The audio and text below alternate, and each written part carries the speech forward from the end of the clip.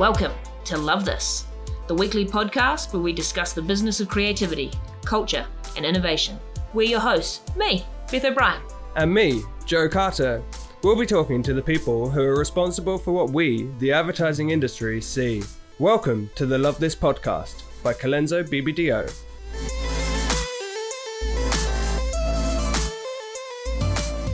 Hey Matt, thanks so much for joining us on the show. Awesome to have you here. Great to be here.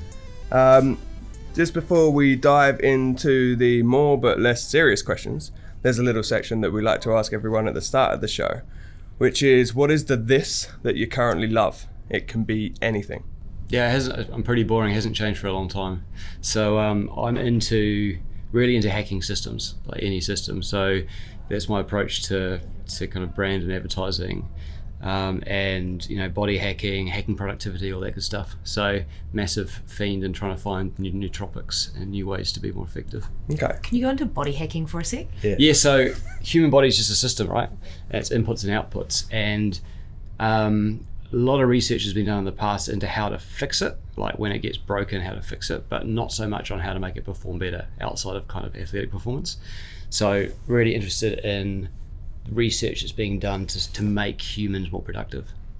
So how can you stack different combinations of things in the morning to make sure that you're as productive as you can be, so you make the most of your time? So that goes right into like chemical systems and like L-theanine in your coffee, and stacking nicotine on top of that to see what happens and all that good stuff. So not an expert, I just play around with it, but it's fun. Yeah, right. What led to that fascination? Don't know. I've always liked to look at what's normal and then think about how you could break that and improve it. I think we'll get into that when we talk about my kind of background, but that's kind of how I ended up where I am, is taking that approach to kind of everything that I do. Cool. So just before we jump into your background, one of the Spark team here said that you have an ambition to live to 120. Yeah. Can you talk a little bit more about that? Yeah, so there's a startup here in Auckland down in Parnell, which is again kind of it's a consultancy that basically helps you hack the human system. And when you go and meet them the first time, they ask you what you want. Like, do you want to get stronger or faster or leaner? And I said, no, I want to live till I'm 120, because I figured that's a good ambition. Like an extra few years with my daughter would be cool, so and not like decrepitly live till I'm 120, like live till I'm 120 really fit and like just drop dead. Live, properly live, right? Like being alive and living are different things.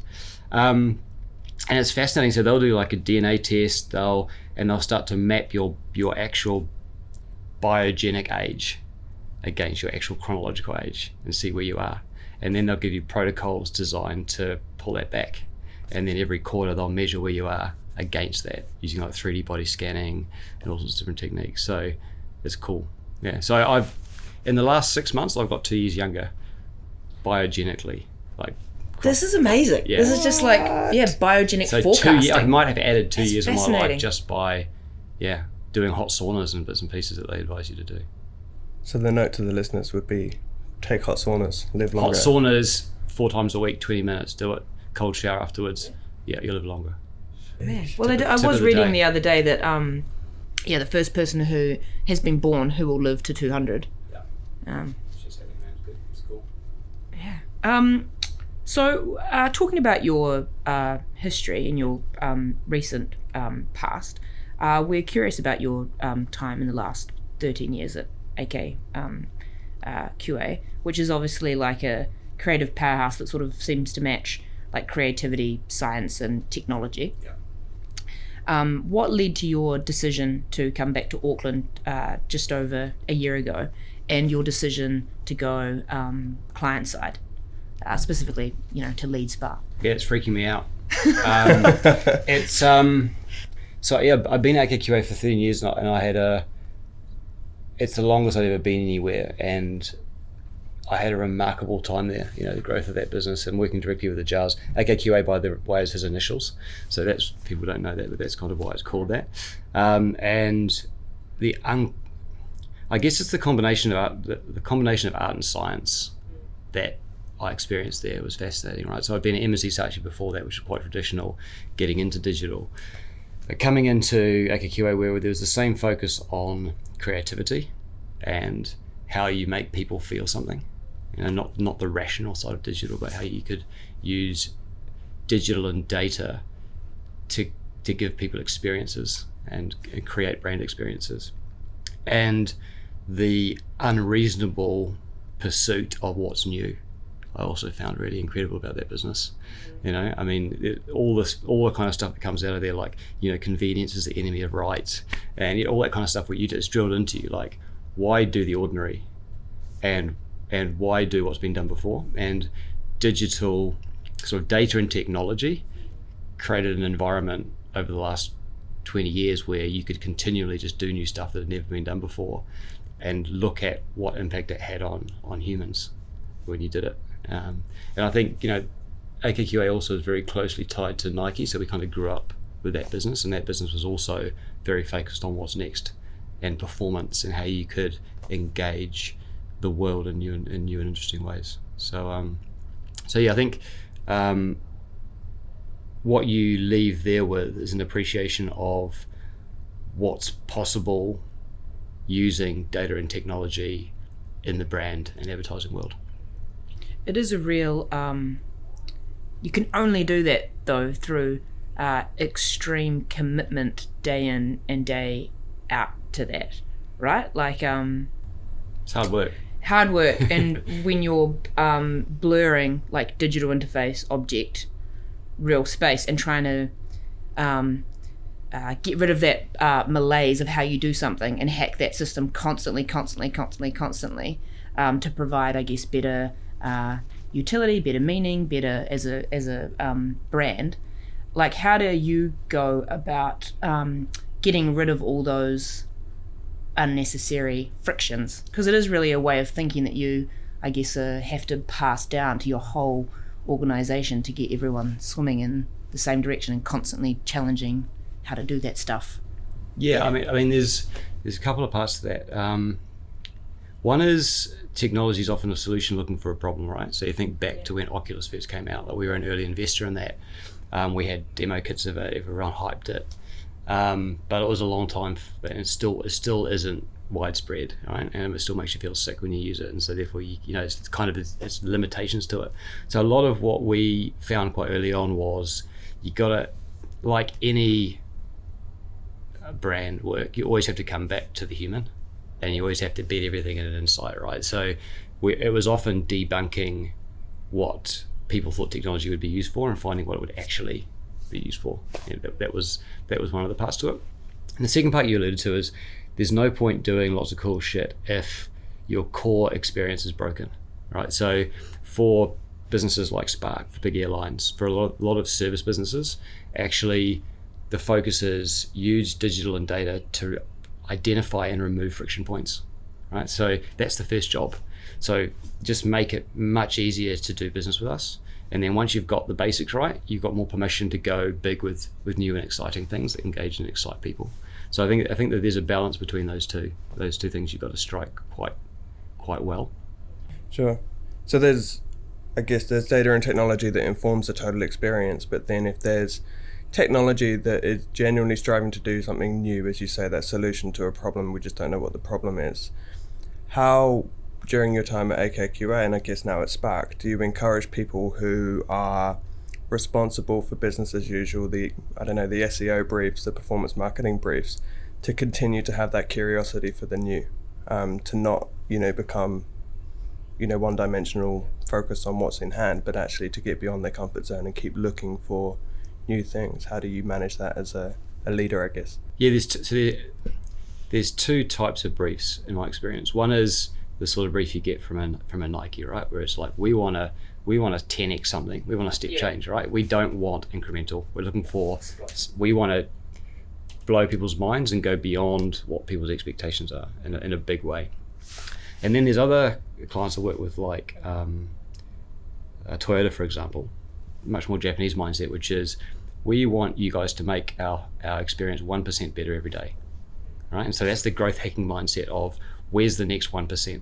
And I think both of those are equally interesting and rewarding to me. It's a whole hacking thing again. It's like the power of data and technology and the fact that a handset or a piece of glass as a dominant touch point for most brands and their customers these days means everything's measurable, right? So it's an indictment on us if we aren't constantly looking at the live experiences our customers are having and taking that growth hacking mindset, right? So it's both, like, why aren't we incrementally every day looking for the next 1%, and at the same time looking for head up opportunities to 10x things for our customers when we can. So it's a great question, but I think that the challenge is to do both. Sure. So how then do you look at experimentation, right? Because experimentation is by nature inherently risky. Yep. So when do you decide when to apply that risk and take a chance in either, be it like utility or entertainment or, putting out Spark Sport? Like, when do you decide for which thing is the right time to go, we're going to experiment and see whether we can aim for, explosive growth or, oh, damn, we shouldn't have done that. We should have just aimed on that. You know what I mean? Like, how do you walk that line? For me, if you're going to disrupt, right, something needs to be, better and faster and cheaper. So you take something like Spark Sport and you go, what was the opportunity? The opportunity was to lift and shift New Zealanders' expectations of how it was possible to engage with sport, right? So we're in market now with kind of an MVP, which was launched for the World Cup. But if you think about where that can go, at the moment, it's a flat pricing model. It's kind of a traditional model brought online. But actually, in the future, there's an ability to give individuals, tailored sports, if you like, on their terms. And increasingly, it will be through a mobile, not through a TV. So I think when you see opportunities like that, you go, well, there's an opportunity in the market to radically change the way people experience sport in New Zealand, to make it cheaper and more accessible to more New Zealanders. So that's a big play, right? And you need a big profit pool or a big revenue potential to do that. And sport was good because it was existing, right? So you don't have to go and create it. There's already people paying for sport or unable to afford sport. So you go, well, there's an opportunity there. I think that's easier to do because you make that at a senior level and you push the button and the teams go. I think what's harder is to build a culture and acceptance of failure on a daily business going after the 1%, right? So there's a non-measurement bias, because if you measure everything, then you can see when you're wrong, right? Mm-hmm. And it's important because how else do you learn, right? So one of my big pushes to our team is, we should be shipping experiences as quickly as possible, ideally daily, and wake up the next morning and see if they worked or not, and go again, either by incrementally improving it because it did work, or binning it, starting again. And so that ability to go to market quickly is becoming what defines businesses that are in growth and doing well and the ones that aren't, right? This is because if you're shipping every day, think about how much you're learning in a week versus someone who ships a new experience once a month. So that's the battleground, I think, at the moment, is how quickly can we learn and apply that learning to the experiences our customers get. And so that's fascinating for me, that kind of test, learn, optimize model, I guess, with experiences, technology, whatever it might be. But in my experience of working with, let's put it, larger brands or businesses, there's often a number of stakeholders that are involved in the process of pushing those new things out. How do you manage that so that you can be, more agile and get things to market quickly? Yeah, agile's the right word. So agile does that, right? So you think about, in Spark, there's now 3 levels of hierarchy in the whole business, right? So there's the leadership squad, then there's tribe leads or chapter leads, and then there's people in squads. That's it, right? And if you're in a squad, you're responsible for the outcome, and you're given the resources that you need to deliver the outcome. And you don't have to keep going up and down the chain to get things done. So you can be shipping your own stuff on a daily or weekly basis without having to go and ask permission or do checks, because you're accountable for the outcome. So Agile creates the conditions under which you can start to get to market faster, which is why it's an exciting move for big businesses. It makes them much leaner and enables them to go faster, because you lose that chain of command. There's no room for managers, right? Managers are gone. It's all about people on the tools or people owning particular business problems or use cases or epics. So that's a key part of Spark's what will make Spark able to succeed in the future, because that agile structure, which we've got in place but we're continuing to evolve, will help us to continually accelerate. It's like a flywheel effect once you get that rolling. And so at the moment, Spark have kind of got, in my head, competitive advantage by going agile and, you know, using that model before a lot of other people have. As your role as the CMO, how much do you like to manage at a macro level, and how much do you like to kind of get on the tools and micromanage each layer, as you say? Yeah, so micromanaging isn't really a thing. Like Agile's it's a way of delivering work, but it's also a culture, right? So it devolves responsibility and decision making. So my role's just mentoring, really. I work for the team rather than the other way around, and my job is to help them achieve their potential, clear the way where there's across the organisation blockers, and then make sure we've got kind of a longer term vision that they can aim for, because they're going running quarter to quarter. They need to know that there's a longer term vision, and then they need to have, I guess, mentoring by the right people to get them to the outcomes that they've got on their list. So it's really different. I think a lot of people leave when an organisation flips agile because it's not for them. Right? Sure. It's not for everyone. Yeah. Some people don't belong in agile organisations, and that's fine. Right? Not every organisation will go agile, but it's I think, you know, it's a more agency-like approach, right? Where a team forms, has a mission, delivers that mission, you know, and then either stays together or they reform into a new team or a new squad to pick up a new mission each quarter. So What is a person who is right for that model? Is it does it depend on the space in the team, obviously, that you're trying to fill, or do you think there is like a archetype that is sort of perfect for the agile model? So it will evolve, right? Because in a large organisation, I think you end up with a lot of generalists. Yeah. And what the world's I mean, I often say I don't know many famous generalists. Like, it's hard to think of them, right? Yeah. So the people that are really successful and make a difference in this world are usually very, very, very good at a particular thing. So, and I think what Agile starts to do is you look at a squad design, particularly in marketing, is it says, what's the expertise required to win at the highest levels in marketing in the world? And it's a particular set of skills. And I think in the future, it will be things like, you know, a personalisation expert, maybe a creative director inside a client business, an optimisation expert, a behavioural economist, right? So if you think about a squad, like an SAS squad, which has You're talking about the Power Rangers. everyone has a superpower, right? Yeah. And so I think there's a challenge in New Zealand around that because of the scale. So you come from the US and Europe, and actually there are these experts because the scale of the business has meant that even in a non-agile structure, you've had teams that focus on those individual pursuits. In New Zealand, I think it's more unusual, right? So people have had to be generalists, even in a relatively big organisation here. You have hierarchical teams full of relative generalists. So I think one of the things we're looking at is how do we move to a structure where people that work at Spark are the best in New Zealand and shoulder to shoulder with the best in the world at the discipline that's required to win. And that's quite a shift, I think, from what traditional marketing teams would look like.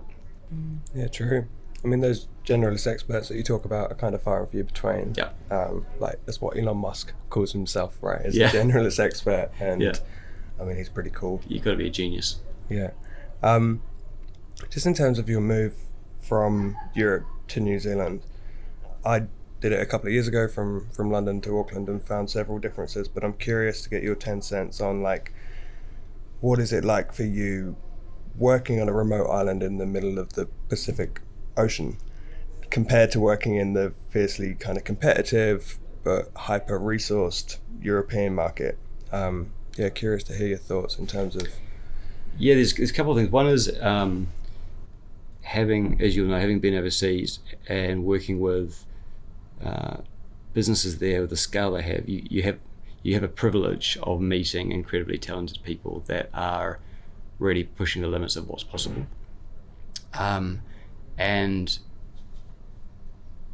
the learning that comes off the back of that, right? So, for example, one of my earliest projects was launching for Nike Plus globally outside of the US. So I've set up a team to launch it, Asia Pacific, Europe, North America, Canada, and South America. The US was done by another business.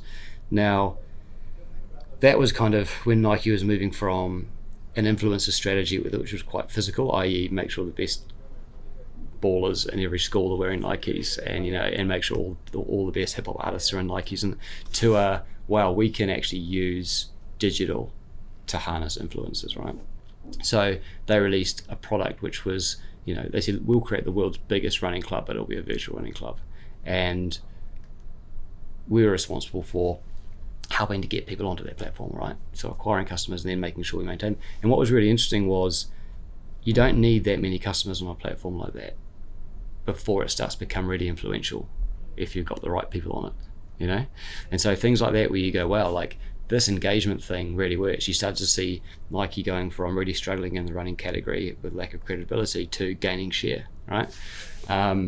Not because everyone was running in Nike Plus, but because they brought innovation to market, which allowed people to measure their runs and therefore improve their performance, and that was overheard by a huge audience, right? So that kind of experience you don't get in a local market, and so the privilege is taking that and bringing it here, and we're probably 2 to 3 years behind the rest of the world in terms of the ecosystem, the data-driven technology ecosystem thinking, and how do you create a brand experience across multiple touch points, right? So you still need to do the traditional advertising stuff because you need to inspire people and engage them, and you need to make them feel something about the brand. But then how do you engage them around that thought? Like, how do you create a movement, right? Because experiencing something gives you a much greater feeling than just seeing or hearing about something. And then how do you make sure that you have a product in store that enables that thing you've just promoted, right? That's kind of for me the gold. That's the trifecta.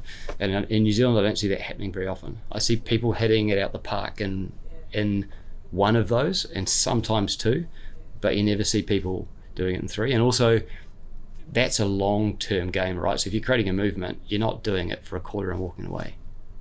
So things like what Spark are doing with Kupu, I think is incredible, right? Where they go, this wasn't something we did for Māori Language Week and walked away. It's like, this is an enduring platform. We'll continue to invest and grow it because we believe that this movement is important for New Zealand. So I think that kind of longer term thinking where you go, yep, we're going to have to hit the tentpole moments in the year, but shouldn't we do that in a way that builds community around our brand in a meaningful way? So I think there's a bit of a shift there where I think New Zealand's not quite there yet, and part of it is because the technology to connect all that together is quite complex, and to do it at scale is quite expensive. So I think that it's getting cheaper all the time. So as that becomes more accessible, I expect that to be more prevalent in New Zealand, but we've got a way to go yet.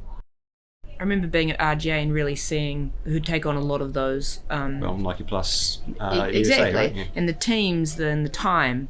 Yeah, it is a real resource thing. And I guess what you're talking about is that that moment that kind of happened over a decade where technology changed, and suddenly in marketing we could go from being really entertaining to really useful.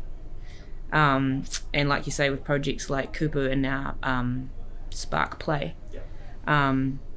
You're right in the pocket of cultural utility.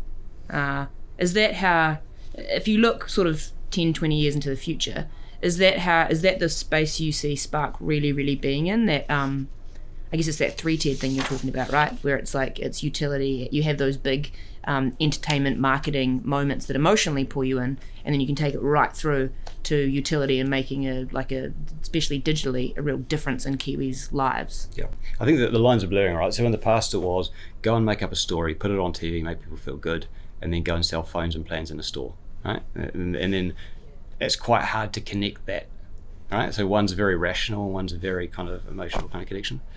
I think what we'll see in the future, and we're starting to see already, is the experience is the brand, a recognition that that's actually true, and therefore you can come into the brand through a product or a service, right? So Google's a good example of this, right? Google doesn't do very much except take the pain away. It makes shit easy, really easy. It doesn't. It's not that inspiring, right? But it makes my why do I use Google? It's mail's easy. All my photos are there. It's easy. It's on every device. I don't have to think. It can now predict where I'm going before I'm going when I go to Google Maps, right?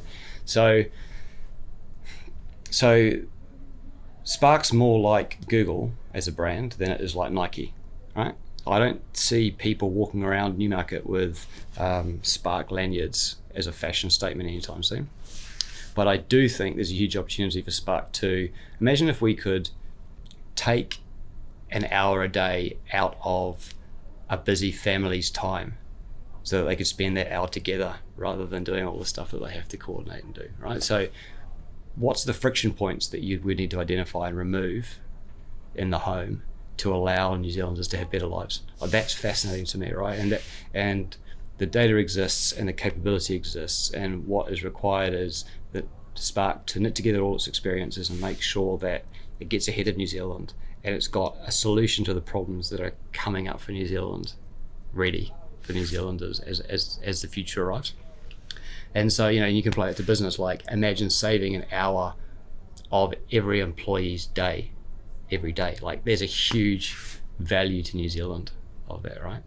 And that's where I see Spark playing. So it's not, well, it's good and fun to talk about the Nikes and that of the world. Actually, it's more of an Uber. Uber doesn't do very much. Like it finds a taxi and it tells it where you are and it tells you how far away it is, right? But it's had a huge impact on people's expectations of, private transport.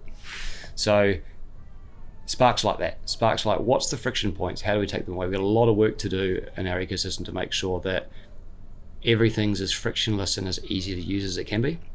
At the same time, we also want to help New Zealand understand that we're for New Zealand, right? So the traditional brand stuff still plays a part, but increasingly the lines will blur on that stuff, right? And we'll have to start trading off and say, do we do an inspiring piece of brand work, or do we make something useful? Because maybe we can't do both, right? And I think sometimes we'll say the useful thing is actually going to have a bigger impact on New Zealand and on our brand, simply because it will be seen as more credible and more, helping New Zealand to move forward in their lives or their business. But you'd like to think that the platforms that you're creating rather than the campaigns would dictate that. Yeah. What do we need right now? Yeah. Versus what do we want? But also, at the moment, when I see an ad, it ruins my day, right? I'm not a traditional kind of ad person, and I would prefer a brand that did something useful for me than polluted the environment with advertising, if you like. So what technology and data is enabling us to do is to go, we know Matt Bain's preferences, and we know the products he owns, and that he's into music and sport, and therefore when we show up for him, let's make sure we're relevant, right?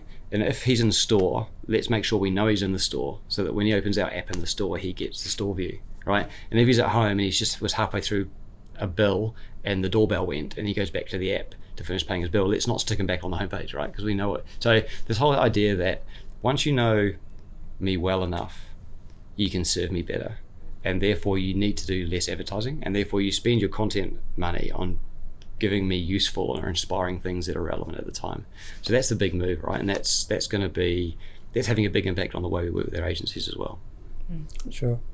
Interesting though, because like when you say ads, and the way everyone's talks about ads, and the way the ad system still works at the moment in traditional sense in this country, good point, is that the content is small little nuggets, and we put a lot of spend behind that to most people. But it just occurs to me, I was watching that Netflix doco the other day about plant-based eating, and I was having a conversation with a friend of mine, and we were talking about what an ad is, and that is probably the best ad, I guess. It's an hour and 20 minutes, but the best ad on television at the moment for, say, climate change behaviour, because it's the first time I've particularly heard males talk to me about changing their diet because of that. And it's because they've looked at that issue in a completely different way, which is this body hacking that you're talking about. And it's selling plant-based eating as a performance-enhancing tool, which for men especially, I guess, really resonates. And I love the idea that ads can become more that once, which probably is no necessarily less spend, I suppose, than a whole bunch of irrelevant, annoying, Well, I think, I mean, Red Bull were the first ones to really do this properly, right? Where they said, let's stop interrupting what people are interested in and throwing ads in front, and let's become what people are interested in, right? And so they started with niche sports and getting in the path of, and supporting the sorts of activities that represented what they thought their brand was, and then they got to the point, remember, they were making ads and selling them on iTunes, as documentaries, effectively, and then they got big enough they could have their own Formula One teams and stuff. So actually, they're a really good example, right? When's the last time you saw an actual piece of AV for Red Bull? I don't know. In terms of an ad, it's probably compelling content that you're into, because they make sure that they reflect the interests of the people that they want to communicate with. So I think there's a lot of room for other brands to lean into that, and not necessarily create. They're not a Red Bull, right? So not create the content, but the equivalent for Spark might be pour that money into making sure that every touch point feels like a branded experience that's been curated, and that we've been unreasonable in the amount of care we put into it to make sure that our customers have a great experience. Like, that's the equivalent for us, I think. Red Bull's super interesting for me because they're a product with a publisher mindset. Yeah. Is that where you see Spark shifting in terms of services, products and stuff that you're creating, and Spark Sport, those kind of things? Is it more of a becoming a useful publisher mindset? Yeah, it is and it isn't. So it's, if you think about the atomization of content, so at the moment content has a small number of dominant formats, particularly here where TV still works, slowly dying, but it still works, right? Print probably going faster, outdoors still alive, radio is still quite strong, but as public transport comes in more and more, I think you'll see that change. But if we're going to talk to you as an individual, that doesn't work anymore, right? So what we need is content fragments, which we can compile in any order we want, depending on where you are. So what we're looking at is systems which are all next best action based. So if you think of an app or a website, there is no homepage anymore. There's just the place that you end up on depending on your context, and what's served, the content that's served into that place has been curated for you, right? And some of it may be about products if we know that you've got a product and there's a new one coming up, right? Or it may be about a music festival that we're hosting and we know you're into a particular genre of music. Or it might be, so I think that there'll be a proliferation of content required to be created, but it is publishing, but it's not publishing as we know it. It's effectively curating experiences for individuals, right? I think I bang on about the fact that my team don't use personas anymore, and we don't use segments to identify audiences, because to me a segment is an average population, and if you target an average population, you probably get the middle of the normal curve, so you get half of it, and everyone else the messaging is irrelevant for. So what you actually should be targeting around is propensity, right? So if I know you're moving house next week, that's probably the time to talk to you about a great broadband offer we've got for you, right? And any other time it's probably not the time to talk to you about that. And therefore the segment is the people who are moving house this week, right? Very different from, so your propensity to buy broadband is driven by the life moment that causes you to consider that, which is I'm moving. And so think of the efficiency you get in the way you spend your advertising once you stop targeting segments of people who aren't in market and you only target people who are in market. That's where we're heading. And then that requires us to be able to serve the right content and offer at the right time, which means we need this atomized content, and we need to be able to on the fly create that experience for you. So it's not these static journeys where we point you at them anymore. Like that's those days are over. And so that delivery design that you talk about, that how, where and when you show up in the world and making sure that it's relevant, is only ever going to be as good as the input. Like I can get in front of you on, I don't know, the tube when you're commuting and say, listen to this Spotify playlist that we've curated for you. But if the creative message going in isn't right, it's like throwing shit at a wall and seeing if it sticks still, right? There's two parts to that. So one is how do we be more relevant? And we know that personalization and contextual messaging works way better than generic, kind of random blasting messages at people. Fact. The next bit is, how do you blend much better the rational and emotional messages we give people? So at the moment we go, let's do big emotional brand work, and then let's go and do some promotions, which are like hard sell. No one buys a multi-$1,000 handset for the features. They buy it because of the way they feel. When they walk out the store, when they unbox that product and it's in their hand, it's the feeling they get, right? So I think in New Zealand, we massively undersell the feeling you get from engaging with the product or service versus firing rational messages at people trying to convince them. And the irony is, as soon as I try and, if you try and convince a human of something, immediately they'll push against it, right? If you've ever worked with consultants, the first thing they do is walk in the room and they try and convince you, and you go and you pull at all of these threads and try and not be convinced, right? So advertising and more like storytelling is more powerful than ever, but we have to be able to connect that storytelling at every touch point, right? And so I think this idea of the way we make people feel is becoming more important, not less, but the way we do it has to change. And the number of touch points, I guess, in the ever-changing media landscape, but also fragmented buyer behavior, I guess, in terms of where you can see the brand, is becoming more and more diverse.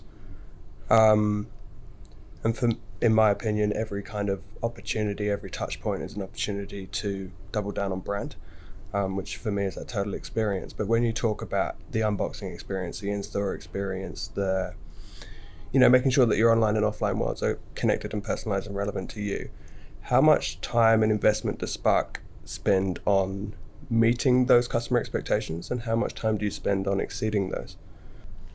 Telco's got a catch-up job to do, right? The same as banking. And so, and part of the challenges that all big businesses are facing is a legacy technology environment, which wasn't designed with the kind of stuff I'm talking about in mind, right? Next best action wasn't a thing back when telco exchanges were built. And there's a layering effect. So one of the things that businesses like ours are doing is ferociously simplifying their internal systems to enable them to give better experiences to their consumers. We're not there yet, right? You can go and look at any of the telcos and banks today and go, that doesn't feel like they understand me, right? And like every time I turn up, they're expecting me and they've got something prepared.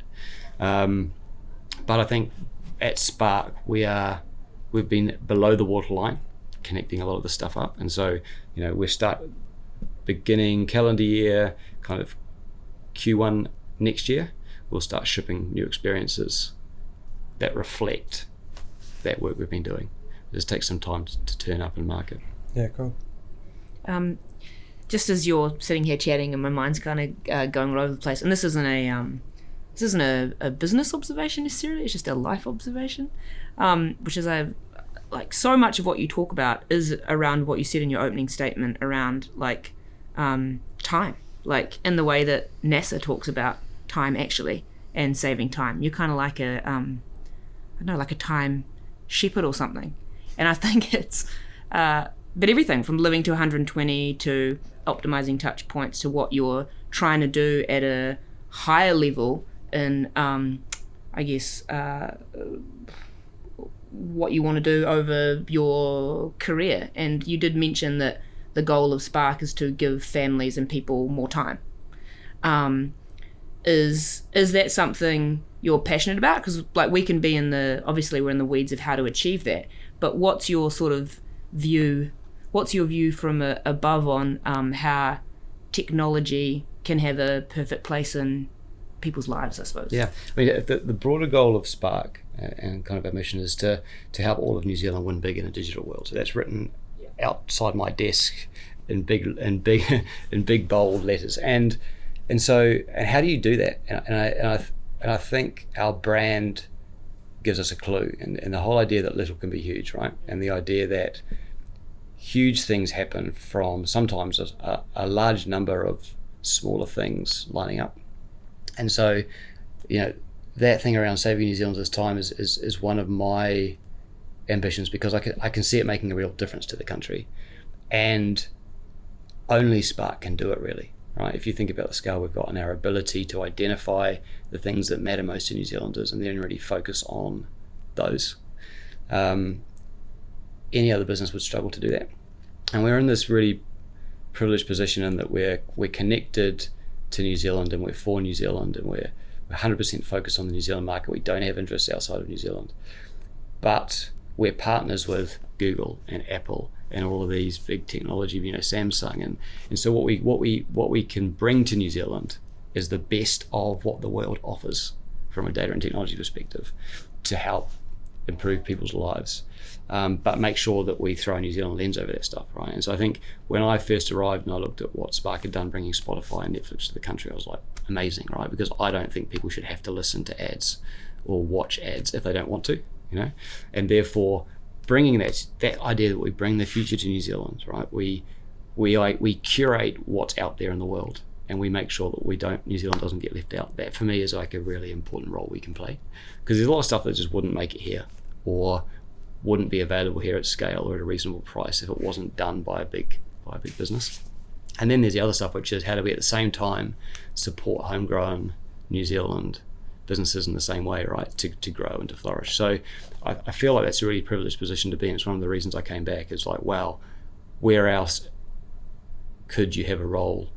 If you wanted to come back and make a difference in New Zealand, how else could you do it? And for me, it felt like the perfect fit. Yeah, like that lens is really interesting thing, because like if technology was perfectly integrated into someone's life who lives in Titirangi, Auckland, versus someone who's standing in the middle of Manhattan, what they want from technology and the role technology plays in their life are very different things because of the culture. Yeah. I mean, the other thing Spark's really invested in is how do we help all of New Zealand things important, right? Because it's easy to help the people who've got money to spend on new stuff.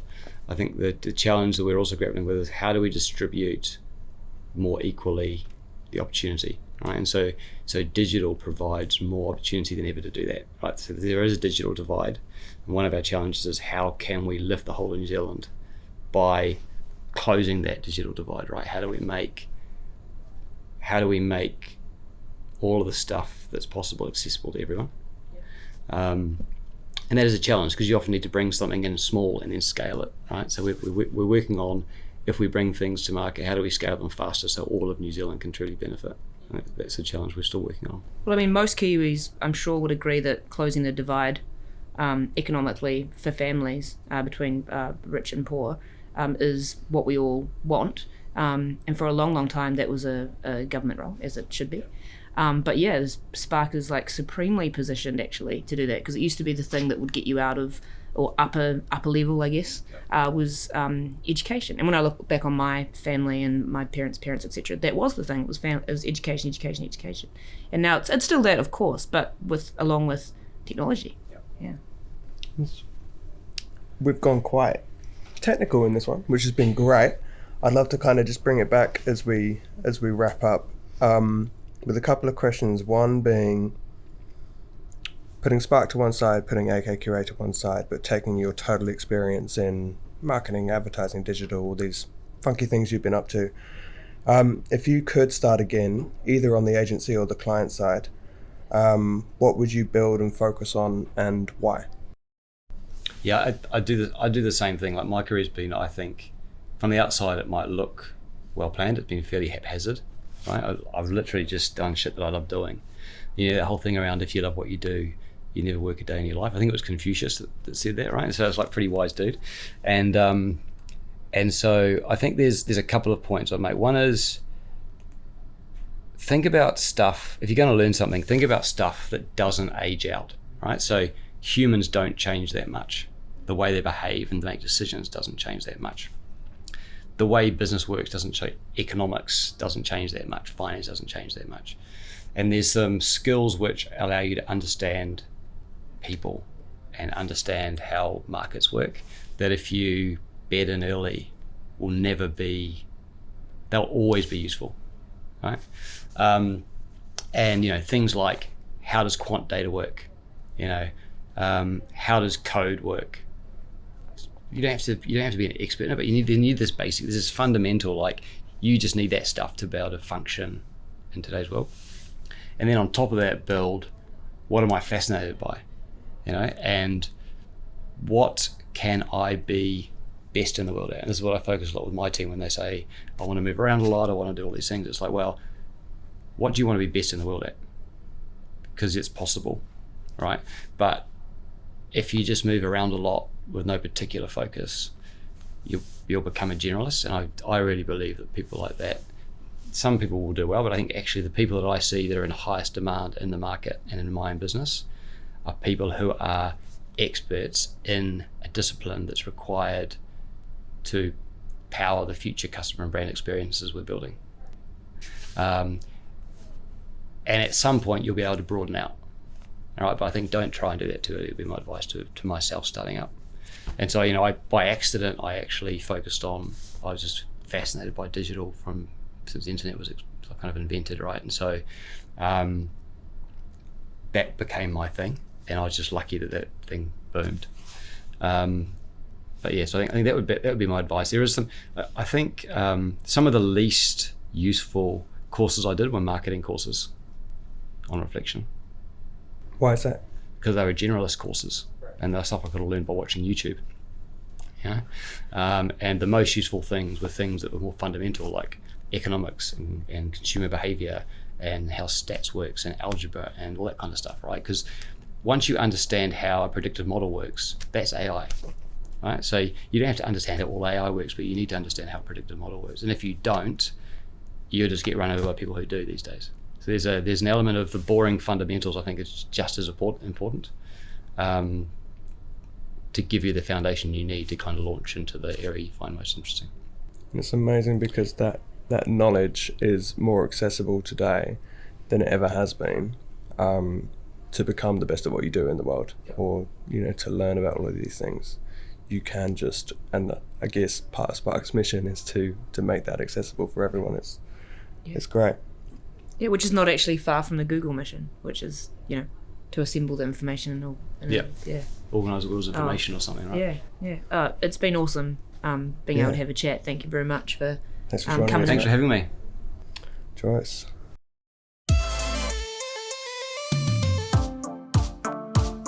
What we'll do is a really classy outro. Love this. By Colenso BBDO. It's going to sound amazing. And we'll just land the plane.